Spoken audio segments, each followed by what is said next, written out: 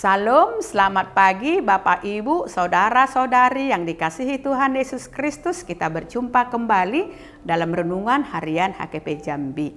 Sebelum kita memulai aktivitas kita pada pagi hari ini, baiklah terlebih dahulu kita mendengarkan firman Tuhan dan sebelumnya kita bersatu di dalam doa.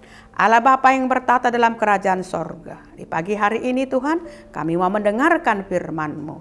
Biarlah Tuhan firman-Mu yang menuntun kami supaya hidup kami berkenan di hadapan-Mu, menyenangkan dan menyukakan hati-Mu.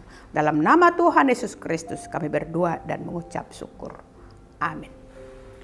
Bapak, Ibu, Saudara-saudari yang dikasihi Tuhan Yesus Kristus, renungan harian untuk kita pada pagi hari ini, Senin 27 Mei 2024, tertulis dalam kitab 1 Timotius pasal 3 ayat 16. Demikian firman Tuhan.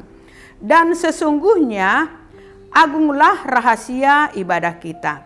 Dia yang menyatakan dirinya dalam rupa manusia dibenarkan dalam roh, yang menampakkan dirinya kepada malaikat-malaikat, diberitakan di antara bangsa-bangsa yang tidak mengenal Allah, yang dipercayai di dalam dunia, diangkat dalam kemuliaan. Demikian firman Tuhan. Setiap orang yang percaya, yang setia beribadah, kita harus mengetahui dan kita harus akui bahwa ada dua hal yang sangat penting yang menjadi rahasia agung dalam ibadah yang kita lakukan, yaitu kehadiran pribadi Yesus. Rahasia agung ini tidak dapat diperdebatkan. Rahasia agung ibadah ini tidak hanya tentang kepastian akan kehadiran Tuhan, tetapi mencakup juga kepastian kehadiran karya dan pekerjaan Tuhan. Artinya saat kita beribadah, yang kita alami bukan sekedar kehadiran pribadi Yesus, tetapi juga karya-karyanya yang ajaib melalui pekerjaan Roh Kudus. Jadi ada karya Allah yang dinyatakan di tengah-tengah orang percaya, yang berkumpul, yang bersekutu dengan sehati berdoa. Roh Kudus hadir untuk mengerjakan perkara-perkara yang sangat luar biasa dalam ibadah umatnya. Terjadi secara langsung, pribadi lepas pribadi. Oleh sebab itu, saudara yang kasih Tuhan Yesus Kristus, marilah kita sungguh-sungguh, mari kita sepenuh hati dalam beribadah. Kehadiran Yesus dan karya Roh Kudus harus menjadi prioritas dalam ibadah kita, bukan hal-hal lain, bukan berkat dan popularitas. Sebab dalam 1 Timotius 6 ayat 4 sampai dengan ayat 5 memberi peringatan bahwa ada orang-orang yang mengira bahwa ibadah itu sebagai suatu sumber keuntungan jasmani kita saja. Itu hanya berkat-berkat jasmani saja. Pengertian beberapa orang. Oleh sebab itu, biarlah kita tetap menjadi berbeda dengan orang-orang dunia. Karena di dalam ibadah kita selalu mengalami kehadiran Tuhan. Melalui ibadah kita dapat merasakan persekutuan di dalam Tuhan. Itu membawa damai sejahtera di dalam hati dan pikiran kita masing-masing. Jadi marilah kita dalam ibadah kita benar-benar merasakan kehadiran Allah melalui roh dan kebenaran. Agar ibadah kita itu betul-betul ibadah yang diberkati Tuhan.